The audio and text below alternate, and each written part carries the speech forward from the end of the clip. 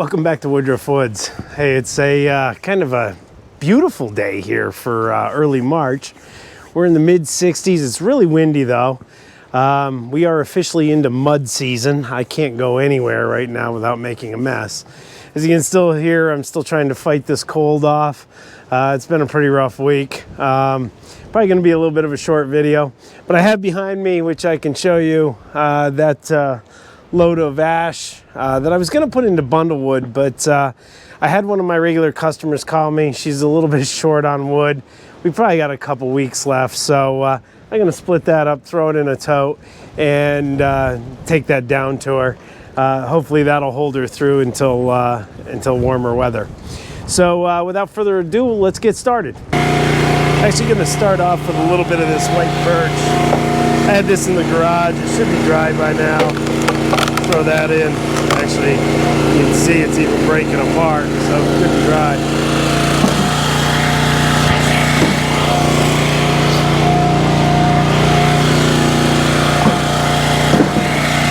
Normally white birch isn't that great of firewood. Burns kind of fast. It's nothing like the black birch. I guess some people call it paper birch. I don't know, I guess probably depends on where you grew up, who you're around, whatever. So gotta tell you, it's cold. It was one of the worst I ever had. I don't know why I couldn't shake it, but finally, I think it was Thursday, I used the teledoctor, and I'll tell you what a great service. And I'm not saying that because I'm the one who put it in place. I'm saying it because I love it. I called up a few minutes later, maybe 30 minutes, pharmacy texted me, said, they had the stuff for me. So I went down, picked it up, didn't have to sit around the waiting room. That's not much good. So I'll tell you what, if your employer or your health plan doesn't offer that, say something to your HR people. It's well worth the investment. And I'll tell you, I got real lucky. Most of you know I do HR for a living, and right before the pandemic, I think it was in November, I made a pitch to pay for this outside of the health plan, just so people had access to it. And it turned out to be just a godsend during the height of the pandemic. We had, people couldn't go to the doctor, so they were able to access care through this method, and it's really good. It's done real well. I'd like to say that I had such foresight, but I really didn't. I just thought it was a good idea, but really did benefit our employees during that time.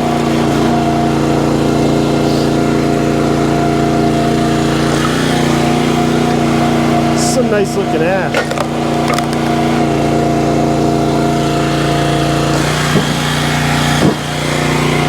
So a little update on my truck. I took it to have an estimate done yesterday, and it'll be $1,000 worth of damage, but could have been way worse. And the good news is the guy said he can get me right in, so it'll go in the shop Tuesday, and I'll have it back for next weekend. So don't hardly beat that. Of course, what he was telling me, if you had to get parts, that's a whole other issue now. So something to keep in mind. You're in a situation. Of course, the shortage of everything is really kind of sad. And supply chains, which is like the latest buzzword, are all messed up. There's a variety of reasons for it. most not political, but some are. And you know, I just I can't believe the price of things. And I think for us to cut wood, better stock up this year, because I have a feeling business is going to be really good. Probably even better than last year. I think it was yesterday I saw diesel for $5.15 a gallon. And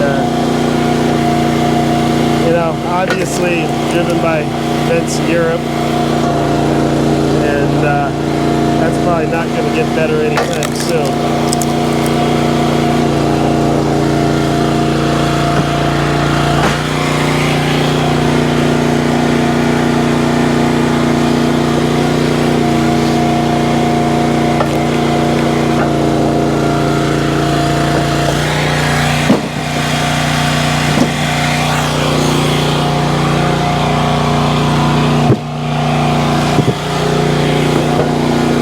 Give it to that president of Ukraine.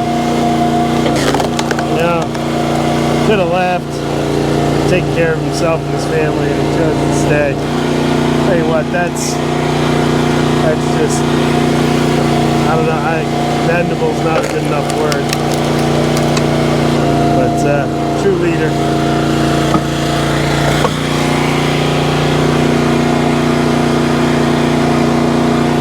Anyway, don't want to turn this into a political channel. You can find me on Facebook if you want that crap.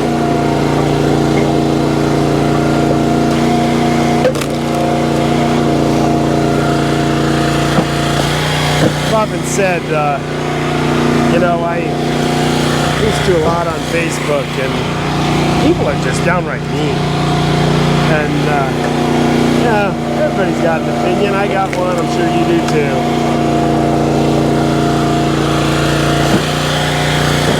You know, and it's like, boy, if you state your opinion and someone disagrees, oh my.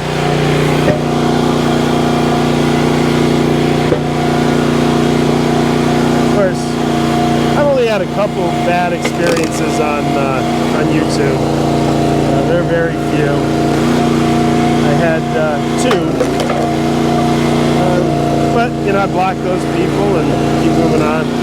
And I'd rather keep the channel positive. And, you know, we talk about things like tractors, firewood, axes.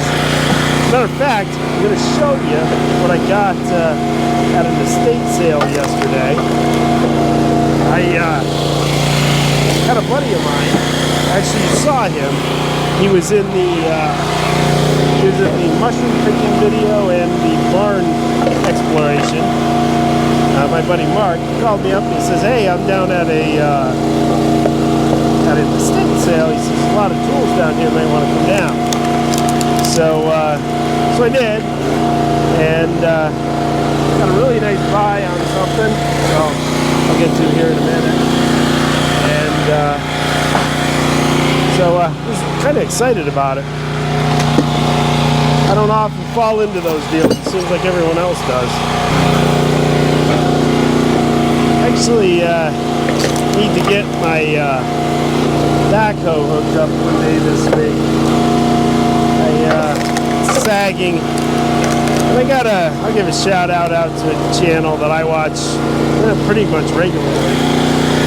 Rockhill Farm. Farms. Brock over there, he does some pretty cool stuff. He's commented on my channel a couple of times. He's a real nice guy. Really focused on growing his channel. Does a lot of stuff. Does some stuff with firewood, but does a lot of stuff with his tractor, which is almost identical to mine. This is the 2038. But he's got all kinds of attachments for it. He grinds stumps. Does backhoe work. He actually hires himself out. But he also has a business making pitching mounts for kids. So, everybody shout out to Brock. Also been checking out TC Outdoors recently. Timber Visions, another one I've been checking out recently. And another one that's outside of this guy. He's a pretty handy guy. Yeah, I'm also going to give another shout out to my buddy Tom out there in Ohio, Adventures at Home. He's really coming along. Him and I were talking about editing, and he's still using iMovie, and that's cool. I mean, you can do a lot with iMovie. And well, he's come a long way, and we shared some information last week, so hopefully he'll be getting better too at his craft. But I received a lot of nice comments about some of the editing I've been doing recently. I'm still learning. It's not perfect, but you know, I'm trying to make a better viewing experience for you all, and hopefully that's coming through. Alright, so this is the piece we're looking for. This is actually a piece of locust I had left over. Can't remember why I didn't split it the last time, but who knows.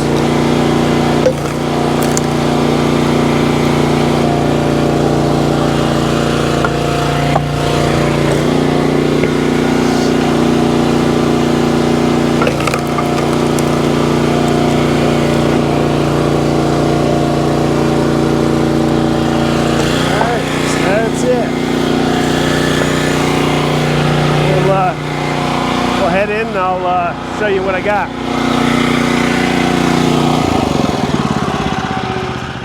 So this is what I picked up. It's one of the original Troy-built tillers. I picked it up for 150 bucks. It's got electric start on it, which I don't think I ever saw one with electric start. It does have a little bit of an oil leak right about there, if you can see that. But it doesn't look like anything too severe. I'll have to check that out. But I figured for 150 bucks, I could probably turn this around and make a few bucks off of it. And who knows, it can go to the new chainsaw fund. So, as a matter of fact, I've thought about even keeping it because they are such a good machine. Of course, Troy-built's not what they used to be. You know, now they're made by MTD, and I'm just not sure they're the quality they once were. But also, I have a little announcement. So I'll turn you around here. I'm putting a new logo up. So a buddy of mine who's a graphic designer threw a logo together for me. We went back and forth about it. And so anyway, let me know what you think of it. If you like the logo, don't like the logo, something you do different. I'm open to suggestions, but I'll post it right here. It should be here on the bottom of the screen, and you can tell me what you think. So I'm taking a little ride over to the mini wood yard to see what I have left over there. I think I have some oak left over here. It's not the greatest, but it might be good enough that I can make something out of it here to finish off that tote. That should kind of round out this tote here. So I'm going to split this up and get it delivered. All right, so I was able to fill a tote up. I'll turn you around, show you what we got. So got a full tote. There's some white birch. There's a whole bunch of ash. There's a little bit of poplar, a bunch of oak in there, and a little bit of cherry. So quite a mix, but you can see all this pretty seasoned out. I mean, I know that's not a telltale sign, but all this stuff's been cut and split for a while, except for that ash. You saw me take that down a couple weeks ago. So, but that stuff, you know, it's around 15% moisture. It's real good. So anyway, that's going to wrap it up for Woodruff Woods this week. And hopefully I can get back on the mend here, get at least 2 videos out a week. I've been trying to do that, but between work and an illness, it's been hard. So anyway, thank you for tuning in. I did want to finish one thing before I shut you down here.